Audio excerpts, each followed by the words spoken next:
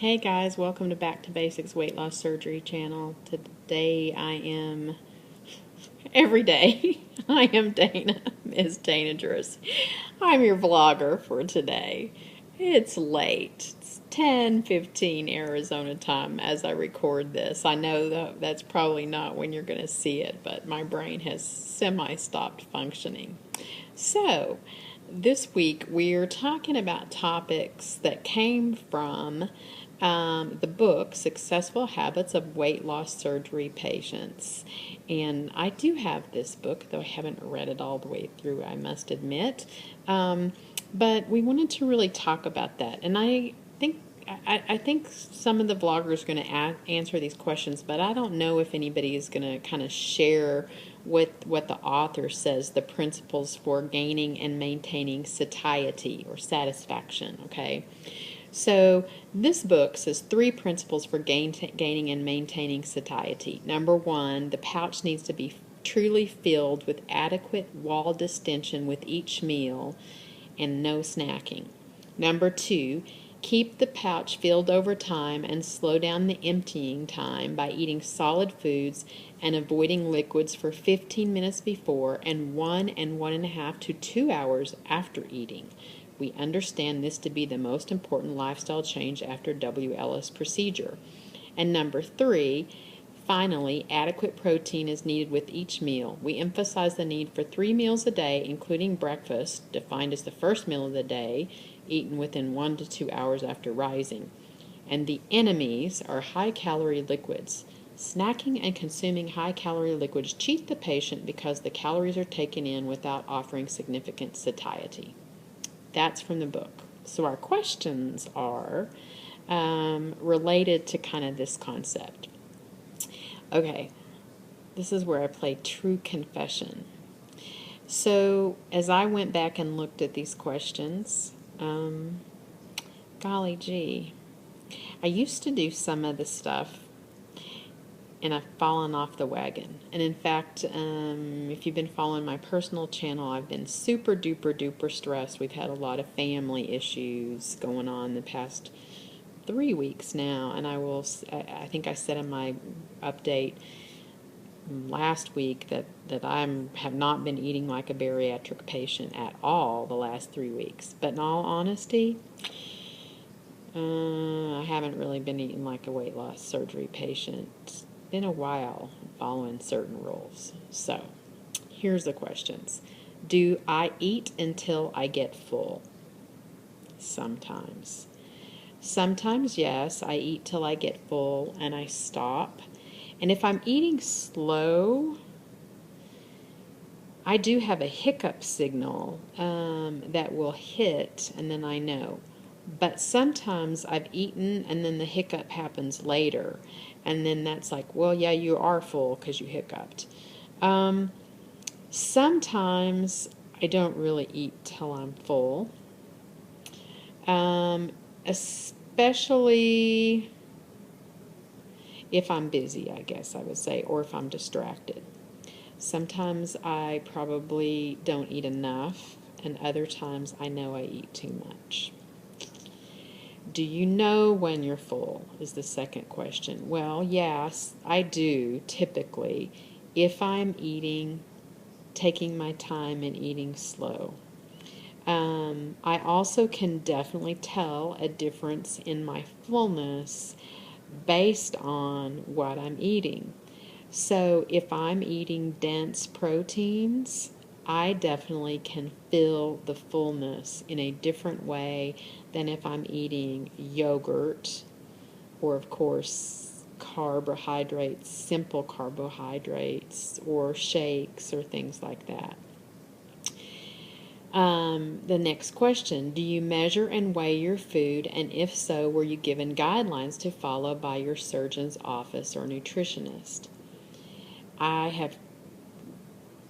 When I first started, I religiously weighed all my food. And that lasted probably 9 months to a year. And then I probably spent 6 or 8 months where I would measure the protein, but not necessarily the sides. In all honesty, I have stopped measuring foods, and I've stopped tracking foods for a while, and that probably is some of my struggles. I was given some specific guidelines, and in fact, the guidelines that I was given by my bariatric program are really different to some extent than what's in this book. So I have this big notebook, and we were given really guidelines for a week out, 2 weeks out, a month out, 6 months out, and 12 months out. So I'm going to my 12-month out section, because obviously these things change a little bit over time, because as you go on, you eat differently. So I'm going to my 12-month section, and really, I haven't looked at this in months and months. So this is confession time for me, and it really is probably, it's a recommitment time. I realized, Dana, you haven't looked at this stuff in a while, and you need to recommit to this stuff to memory. Make sure you haven't forgotten it, and you got to recommit to doing some of this stuff. So here is what we're given, and I'm not going to hit everything, but how much are we supposed to eat? This says that we should eat 3 meals per day and high protein snacks only if needed. We should have high fiber, proper fluid intake, avoid sugary and fatty foods, and our recommended vitamins and minerals.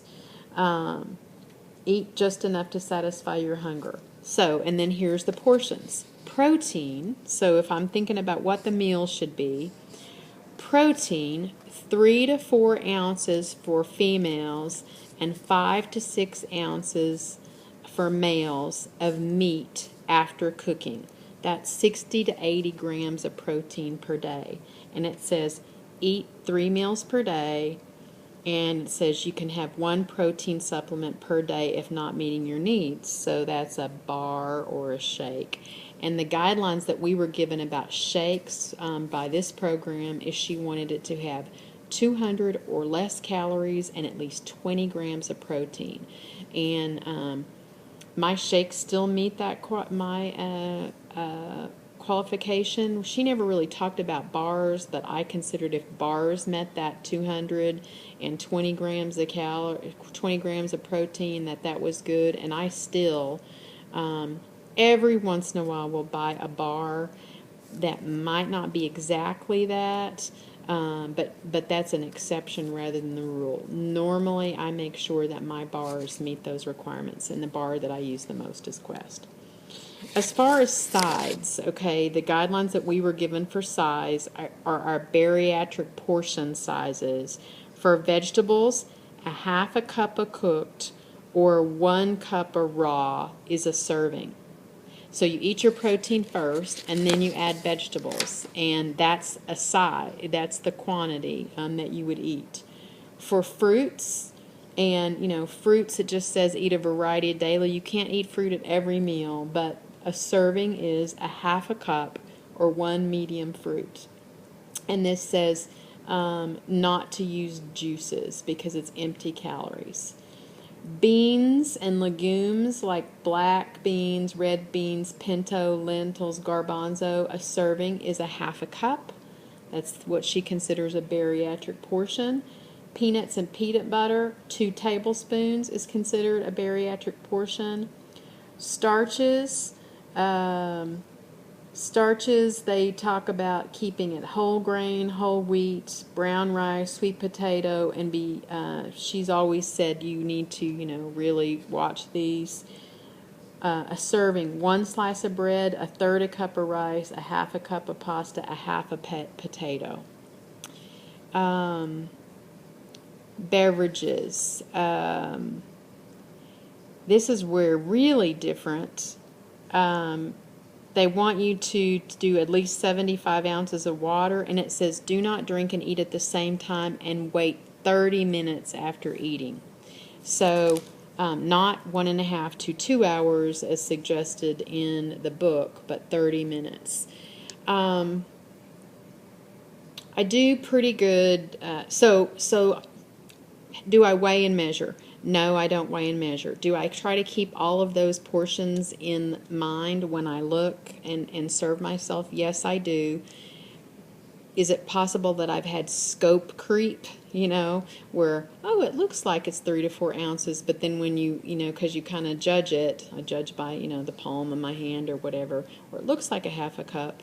I've done that judging for a long time. I think it's time for me to weigh and measure again, to just make sure I'm not having scope creep on my portion sizes.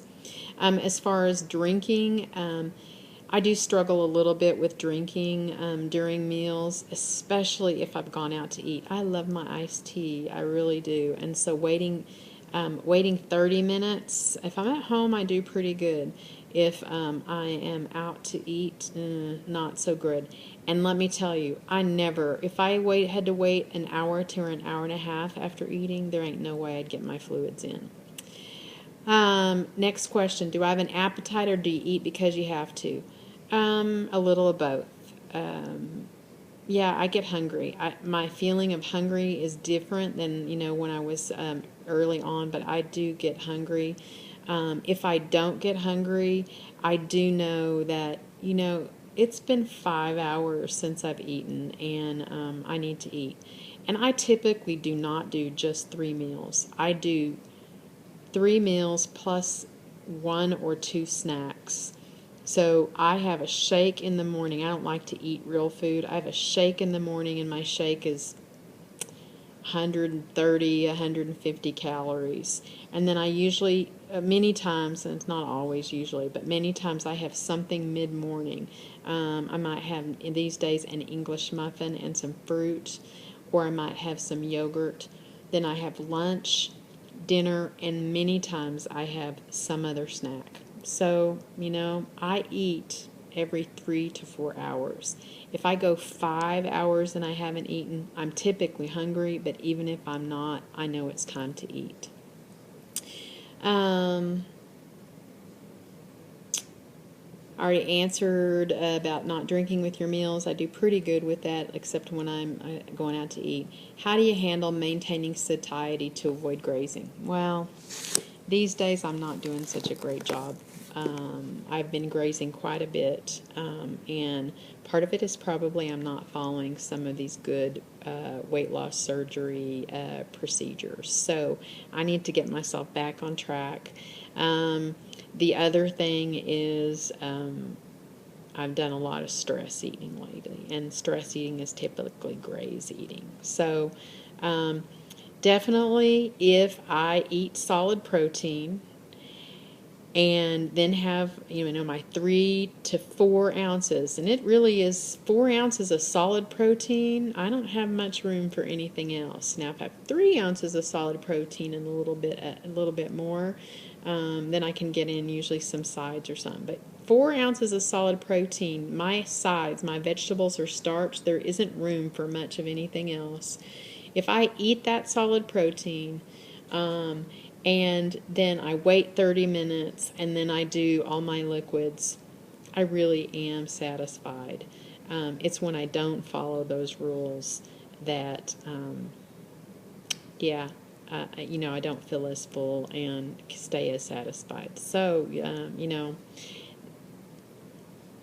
the rules, while they can be broken, they're not necessarily things that help us be successful as successful as we can be in the long run. So, good refresher for me, and I'm going to recommit to jumping on board with some of these rules. I'm actually traveling this week for business starting tomorrow. But when I get back in town, I will have my scale and be measuring here at home. So I hope you find some use on this. As you're going to see, that was one book. It has one set of kind of guidelines. My program had a different set of guidelines. I kind of wish everybody would have the same guidelines, but that would be silly, wouldn't it? So have a good one, and we'll see you guys another day on Back to Basics. Bye.